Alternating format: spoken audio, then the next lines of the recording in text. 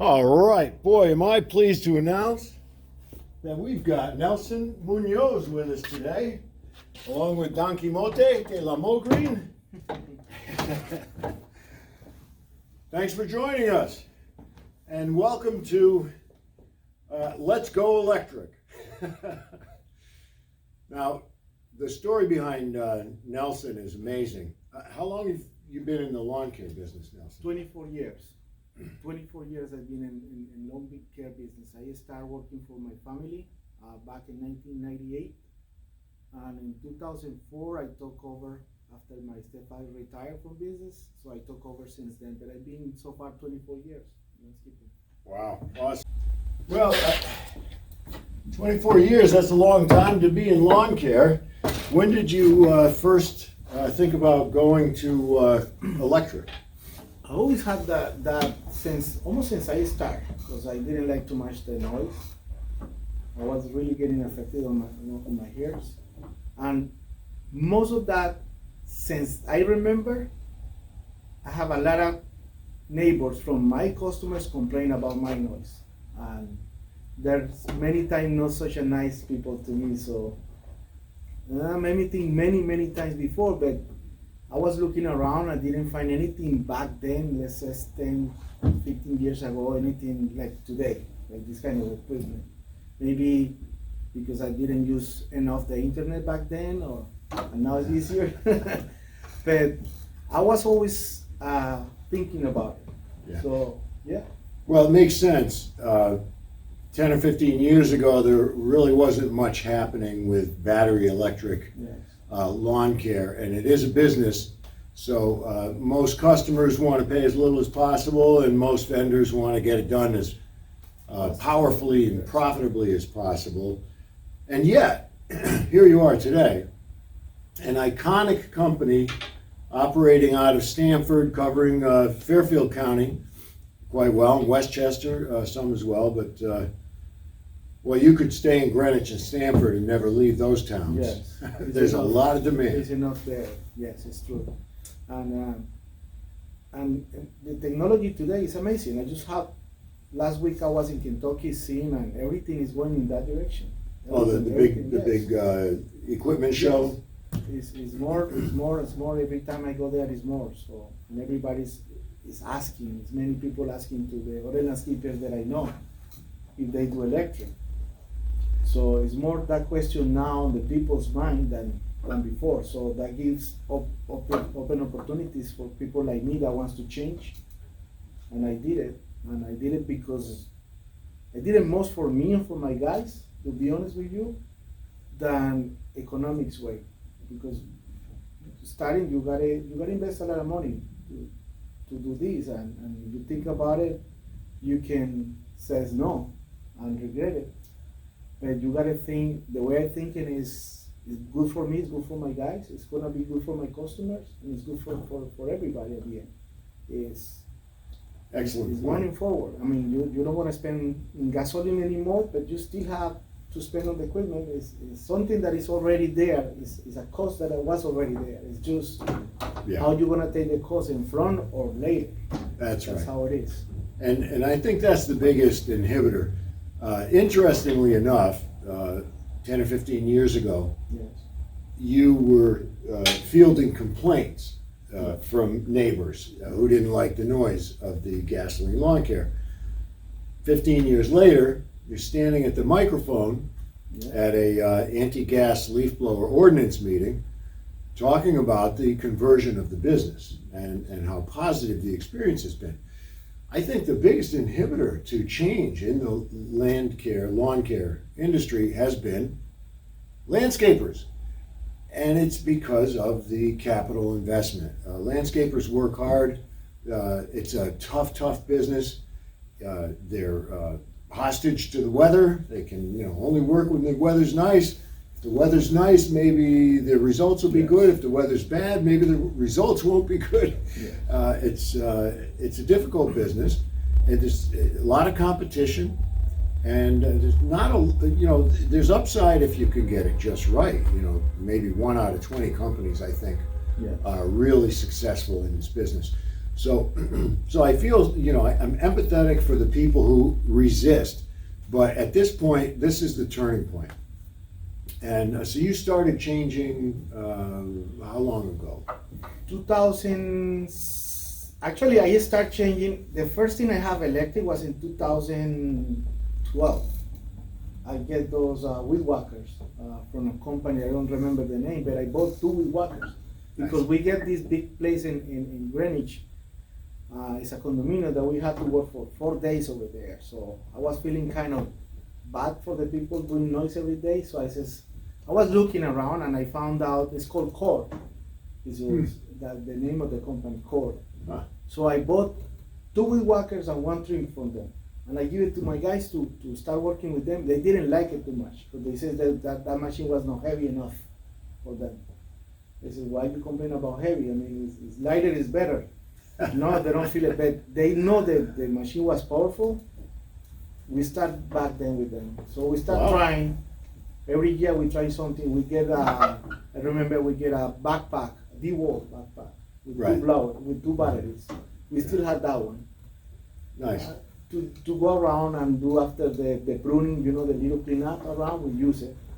And then we start getting into it and seeing the difference, and we always, my brother and me, always open mind to that possibility. So, Yes. so as of today, here we are, 2023 season. Yes. You are fully converted all your customers from gasoline Yes. to electric. Yes. And you've got at least a couple of trailers with battery banks, inverters, Yes. switches. You can run off the alternator, you can run off the battery bank, you can run off solar, right? Yes. Yes. That's Yes. phenomenal. That's really innovative. And this is now is the time. This is the inflection point. The biggest problem, I think, for people to go electric is to understand the money involved. On the surface, it looks like it's an impossible thing to do because you have to purchase the equipment all over again.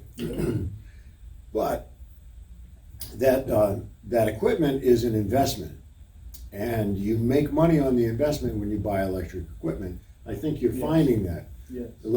No trips to the. Yeah, you can be better organized in the morning, especially sending guys out in the morning. Most of the morning before we're not going to work, we're going straight to the gas station, and sometimes you find lines there waiting to get other people to get filled. Many of those were also landscapers. So you can imagine they take a trailer with a truck that's gonna take the 2 pumps right there, and you have to wait behind them while they tank. I mean, it's time, and time is money, and then gasoline is also variation in price. One day is one price, another day is another price. So you never kind of know how much money really you spend in a month, because it depends on the prices.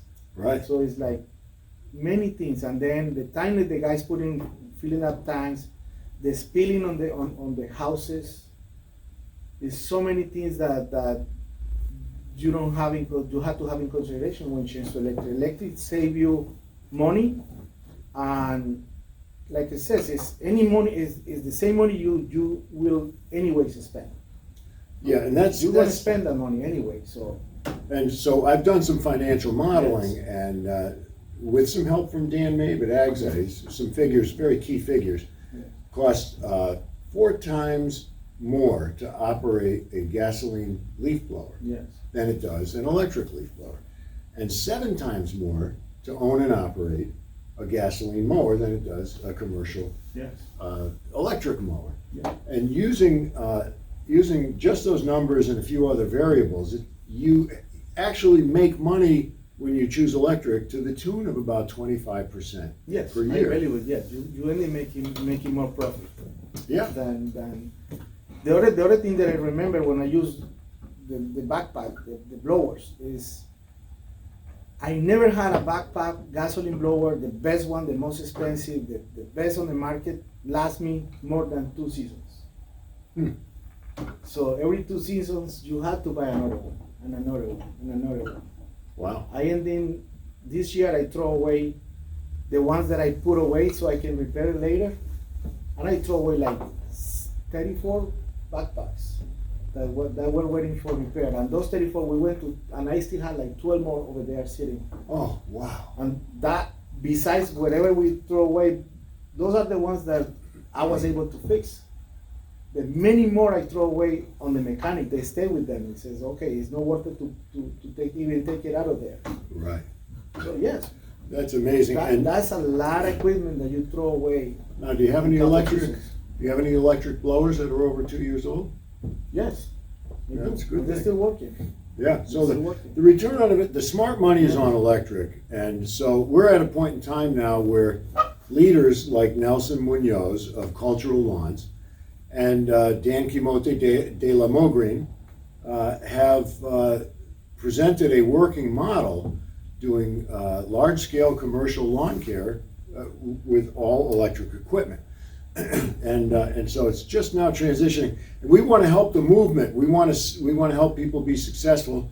Now, Nelson's out of Stamford. We are here in Bridgeport, Connecticut, and between us, we're covering a big patch of area, and we're helping other people. We're helping towns pass ordinances. We're helping inspire them to see that it is possible to have land maintenance without roaring gas leaf blowers and the spewing of the pollution that comes with them. And so we're going to be doing all kinds of interesting things. Stay tuned to learn about the challenges and the victories of going to electric from gas. And one of the big things is, well, okay, how do I charge my batteries? Yes. Well, Nelson, I love how ambitious you are and how you are able to take and pioneer solutions and then offer them as a dealer. Yeah.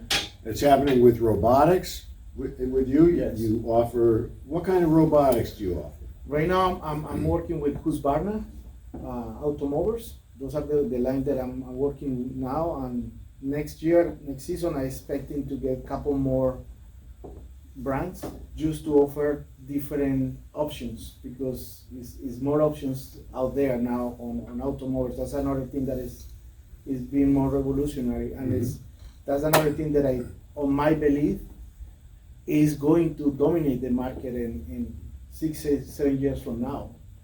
The lawn mowing equipment will be more autonomous on 6 years from now. I mean, they're there. They're already doing very good. I'm using them, and they're proving to be that they're good equipment. Excellent. Doing the job. So you've incorporated them into your practice. Yes. So you can be a one-stop shop for land, Yes. property management, and that would include managing the robot Yes. mower, maintaining the robot Maintain mower. the robot motors. Yes. But not only that, if other landscapers or homeowners need to invest in robotics mowers, Yes. you can take care of them. Yes, I can take care of Well, it. that's a beautiful thing. Yeah. Now, I know robot mowers got really popular in Europe Yes. because of the high cost of labor. Yes. And recently, labor has gone up in the United States, Yes, in correct. landscaping as Yes. well. It used to be, I think labor rates for landscaping used to vary between probably 10 and 18 an hour. Yes. Nowadays, they vary between, let's say, depending on what part of the country you're in, maybe 13 or 14 up to 35 an hour. Yes. Wage rates, Which- labor rates to end users vary between $40 and $80 per hour, Yes. even 90 in some cases. Yes. So now that those labor rates are higher, I think there's going to be more and more robots Yes. deployed. And of course, I heard of a lot of landscapers, particularly back to the COVID era. They had to shrink their business because they couldn't find staffing to perform it. Yeah. Now, what if mowing, perhaps 30% of many people's businesses, what if that were managed primarily by robots? It would actually allow that company to do more customers and to Yeah. get the same revenue with less staff. So there's some promise there. There's some other benefits. Look at the two of us plunking our 200-pound frames down on these 1,000-pound mowers, and then we're going to go out and cut people's grass. They might need aeration by the time these heavy mowers go Yes. rolling around. So there are benefits to robots. These robots are lightweight, Mhm. and the grass tends to be healthier the way it gets snipped more Yeah, because frequently. it gets cut every day in order to, because this is more than, somebody the other day told me it's not a mower, it's a maintainer. What they do is maintain the lawn through the week. So in order for the maintaining to be done is, they go every day and cut 1/8 of that blade. Oh, sweet. Cut it and leave it there. People ask if it's gonna be clumps of, it's not clumps of anything, because it's 1/8 is nothing, and Yeah. decompose in like 6 hours. right away. Decomposes faster, Yes. and nitrogen goes to the Yes. grass that much faster. Yes. And of course, in lawn care, there's the 1/3 rule. Never cut more than 1/3 of the Yes. blade, because you'll impact the root health and the health of the entire plant. And so 1/8 is a win. And I don't know, how much do these things weigh? Nothing more than 10 pounds, maybe maximum. Wow. They became 10 pounds, 12 pounds maximum, no more than that. Wow. So I've always been proud of being clean and serene, no gasoline for lawn care, because we solve all the problems of noise, of pollution. But there is a big problem in lawn care, and that is traffic. And, the big trailers to haul these machines Yes. around are in the way. Yes. So the more robotics are Yes. leveraged, the Yes. more that problem can be solved as Yeah, well. because you put a robot in a property, and you can even send one guy in a small car just to do the blowing and the weed whacking around the property, and that's it. So you're taking off a big trailer, big truck, Wow. big equipment out of, to go to that property. Yeah. And the other thing, the weather situation, sometimes rain and you're not able to cover the whole customers through the week, because you got a couple of days of rain and now you are behind Mm-hmm. on that property. But if that property has a robot, at least the lawn is being mowed in any of those days, Yeah. so it's no problem at all. Ah. Yes. Pretty cool. So you can, of course, you can supply Yes. robotics mowers to people who want to test them out. Very Yes. modest fee, I understand. Mhm. And so contact Cultural Lawn, Nelson Munoz, Yes. or Dan here at MowGreen, if you want to investigate robotics on your lawn. And stay tuned for more sessions. We're going to keep visiting you here on YouTube and other social media channels to continue talking about the zero emission lawn care revolution. And actually, one of the big questions people have is how do you charge a lot of small battery tools with limited outlets? And so maybe next time we get together, we'll talk about some of the best Yeah. solutions. There's a box you can plug in for a couple of $1,000, and you're not flipping circuit breakers anymore. So you all come back now, you hear? Yes.